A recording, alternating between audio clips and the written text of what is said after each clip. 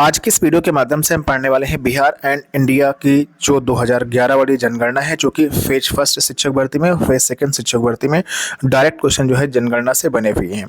तो आपका एग्जाम मार्च में होना है फेज थर्ड शिक्षक भर्ती वाला, और इसमें डायरेक्ट क्वेश्चन मैं गारंटी लेता हूँ यहाँ पर आपको जनगणना से मिलेंगे। तो आइए इस वीडियो को शुरू करेंगे। उससे पहले छोटी सी जानकारी देना चाहता हूँ नोट्स के बारे में।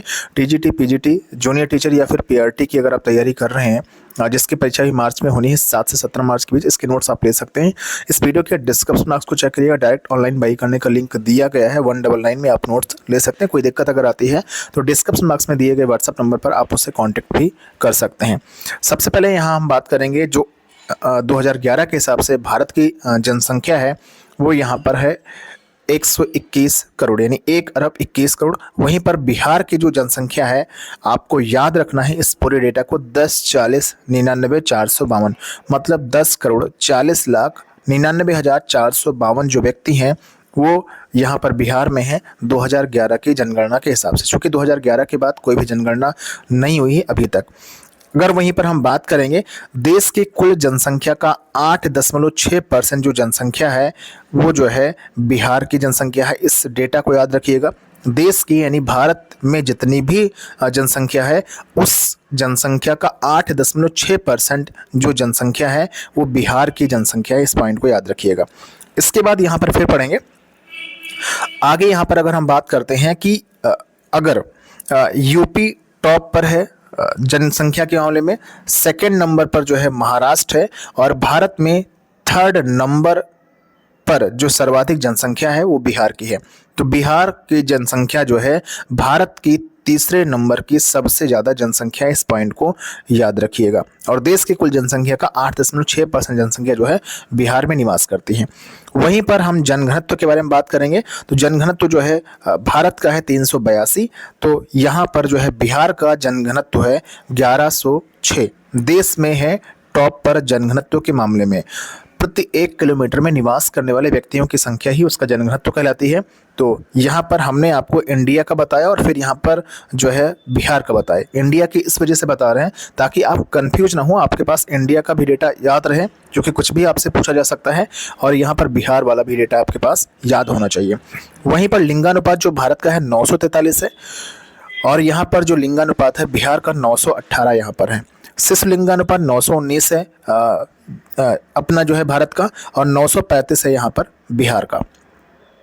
इसके अलावा कुल जो नगरीय जनसंख्या है वो भारत की है 31.2% और बिहार की है 11.3%।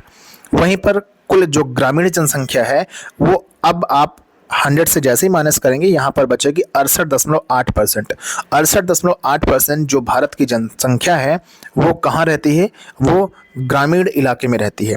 लेकिन बिहार में जो ग्रामीण जनसंख्या वो है 88.7%। ये पूरे डेटा को आपको याद रखना है। देखिए, आप 2-3 बार अच्छे तरीके से पढ़ेंगे, समझेंगे, और नोट्स अगर आपने लिया होगा तो ये आपको मिल गई होगी जनगणना वाली पूरी फाइल, वही जो है नोट्स में ही। और यहाँ पर आप चाहें तो नोट डाउन भी कर सकते हैं।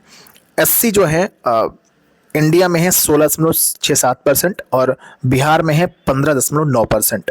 एसटी जो है इंडिया में है 8.6%, बिहार में है 1.3%। साक्षरता दर की अगर बात करते हैं तो इंडिया की है 73% और जो है बिहार की है 61.8%। साक्षरता दर के मामले में सबसे जो कम जो है साक्षरता है वो यहाँ पर बिहार की। इस पॉइंट को भी आपको याद रखना है। फिर यहाँ पर आगे बढ़ेंगे। साक्षरता दर देखिए, टोटल अभी हमने बताया था पुरुष और महिला की एवरेज निकाल करके आपने देखा यहाँ पर 73% है इंडिया की, और जो है बिहार की 61.8%। लेकिन अगर हम अलग अलग यहाँ पर देखते हैं कि पुरुष की कितनी है और महिला की कितनी है, तो पुरुष की है इंडिया के परिप्रेक्ष्य में यानी भारत में अगर हम देखते हैं तो 80.9%, वहीं पर महिला की है 64.6%। वहीं पर बिहार में जो पुरुष की साक्षरता दर है वो है 71.2% और महिला की है 51.5%। अब देखिए सर्वाधिक जनसंख्या कहाँ कहाँ की है, तो सर्वाधिक जनसंख्या है पटना की, और फिर है पूर्वी चंपारण, फिर है मुजफ्फरपुर। न्यूनतम जनसंख्या शेखपुरा की है, फिर है शिवहर, फिर है अरवल। सर्वाधिक जनसंख्या जो है सबसे ज़्यादा कहाँ की है, तो शिवहर की है, फिर है पटना, फिर है दरभंगा। न्यूनतम जनघनत्व कहाँ का है, कैमूर का है, इसके बाद है जमुई, फिर है बांका का। तो 10 की वृद्धि कितनी है यहाँ पर? तो 10 की वृद्धि 25.4% है और 10 की वृद्धि के मामले में छठे स्थान पर जो है बिहार का नंबर आता है। सर्वाधिक जो 10 की वृद्धि हुई है वो मधेपुरा में हुई, मतलब पिछली चूंकि जनगणना होती है 10 साल के बाद, तो पिछले 10 सालों में जो सर्वाधिक वृद्धि हुई है जनसंख्या की वो किस जिले में हुई है बिहार के? तो मधेपुरा में हुई है। जो हमने यहाँ पर फर्स्ट वाले डेटा आपको बताया हुआ है, ये आपको तो बिल्कुल अच्छी तरीके से रटा हुआ होना चाहिए, भले ही सेकंड और थर्ड आप याद ना रख पाएं, लेकिन फर्स्ट डेटा आपको यहाँ पर याद होना चाहिए।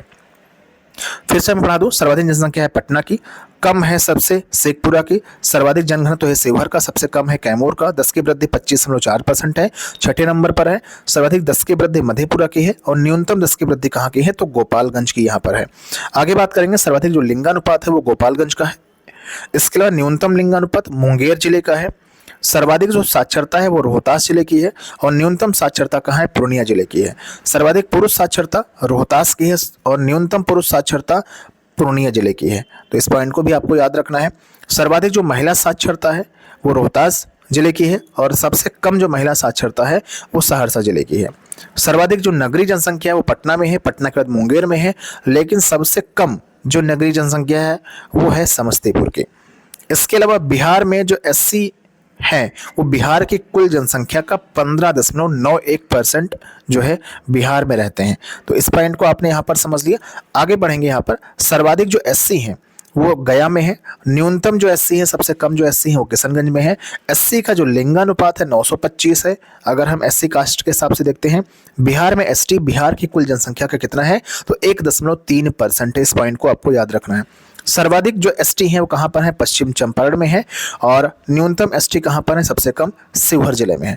एसटी का जो लिंगानुपात है 958 है, तो आपने यहाँ पर समझा। और 10 लाख की जनसंख्या वाले जो जिले हैं वो कितने हैं? 34 जिले हैं। टोटल बिहार में 38 जिले हैं। तो ये जो इम्पोर्टेंट डेटा था हमने आपको पढ़ा दिया और इससे बाहर आप यकीन करिए कोई भी डेटा आपसे नहीं पूछा जाएगा। तो इसको आपको अच्छे तरीके से 1-2 बार वीडियो प्ले करके देख लेना है। नोट्स अगर लेना चाहते हैं तो ले सकते हैं, आपको नोट्स में डेटा पूरा मिल जाएगा, और नहीं लेना चाहते हैं तो आप इसको अच्छे तरीके से नोट डाउन कर लीजिएगा। 1 से 2 नंबर बिल्कुल यहाँ पर मैं गारंटी लेता हूँ एक क्वेश्चन यहाँ पर पूछा जाएगा। बाकी हमारी कुछ क्लासेस आती रहेंगी, जो इंपॉर्टेंट टॉपिक होंगे उनको आपको हम पढ़ाते रहेंगे। तो आप चैनल को सब्सक्राइब कर लीजिएगा, इस वीडियो को सभी जगह शेयर करिएगा।